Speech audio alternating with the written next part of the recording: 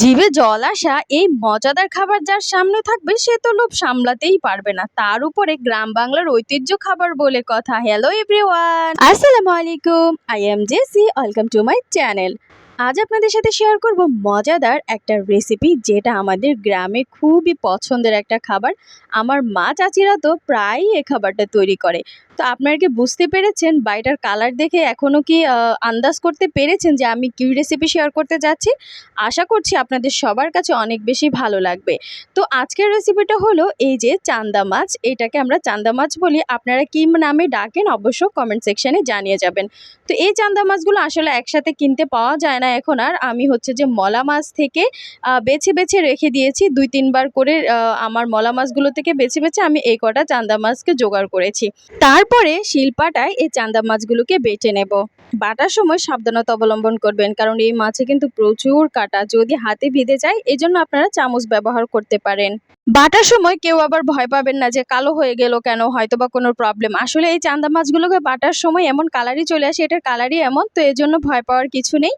তারপরে আমি পরিমাণ মতো লবণ দিয়েছি, রসুন বাটা দিয়েছি, একটু হলুদের গুঁড়া দিয়েছি কালারটা যাতে সুন্দর আসে। তারপরে পেঁয়াজ দিয়ে দিয়েছি। পেঁয়াজ, কাঁচামরিচ, ধনিয়া পাতা এগুলো একটু বেশিই দিবেন, তাহলে কিন্তু দারুণ লাগে খেতে। তারপরে এই তো চমলক্ক চমলক্ক করে সবগুলো মিশ্রণকে আমি ভালোভাবে মেখে নিয়েছি। এখন আর কোনো ভয় নেই, কারণ আমি শিলপাটায় ভালোভাবে বেটেছি, তো কোনো কাঁটাই আর অবশিষ্ট নেই। এই যে দেখুন একদমই মাখা হয়ে গেছে।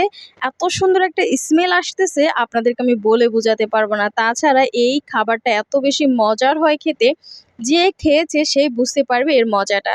তারপরে এই যে আমি পেঁয়াজু সিস্টেমে ছোট ছোট করে আলাদা করে নিয়েছি। এবার আমি এগুলোকে ডুবো তেলের মধ্যে ভালোভাবে ভেজে নেব। এগুলো যদি আপনি ভালোভাবে না ভাজেন তাহলে হয়তোবা ভিতরে কাঁচা থেকে যেতে পারে, আপনার খেতে গেলে একটু খারাপ লাগতে পারে। তো এই জন্য অল্প আঁচে এগুলোকে ভালোভাবে কুক করতে হবে। মিডিয়াম টু লো হিটে রেখে আস্তে আস্তে যখন আপনি ভাজবেন, তখন এই বড়াগুলো কিন্তু মচমচে হবে। আমাদের গ্রামে এগুলোকে হচ্ছে যে চান্দা মাছের বড়া বলে। তো এগুলো আপনারা হয়তোবা গ্রামগঞ্জে দেখেছেন। আমি জানি না আপনারা কে কে তৈরি করে খেয়েছেন, তবে অবশ্যই এই রেসিপিটা ট্রাই করে দেখার পর আমাকে কমেন্ট সেকশানে জানাবেন আপনাদের কাছে কেমন লেগেছে। আমি তো শিওর আপনাদের কাছে দারুণ লাগবে। আমার মা কিন্তু এই খাবারটা অনেক বেশি পছন্দ করে। ইভেন আমিও অনেক বেশি পছন্দ করি এই খাবারটা। আমার বড় অনেক বেশি পছন্দ করে। সে তো খেয়ে বলছে যে সত্যি দারুণ হয়েছে জেসি, আমি তো বিশ্বাসই করতে পারছি না এত মজারও খাবার হয়। আমার বর তো ভাত দিয়ে খাওয়ার অপেক্ষাটাও করেনি, সে খালি খাওয়া শুরু করে দিয়েছে। তার কাছে নাকি এত বেশি মজা লেগেছে। তো আপনাদের কাছে আমার এই চান্দা মাছের বড়া রেসিপিটা কেমন লেগেছে অবশ্যই কমেন্ট সেকশনে জানাবেন। যদি ভালো লাগে লাইক কমেন্ট শেয়ার করে সাথেই থাকবেন, সবাইকে দেখার সুযোগ করে দিবেন। সবার জন্য অনেক বেশি ভালোবাসা। Thanks for watching my video.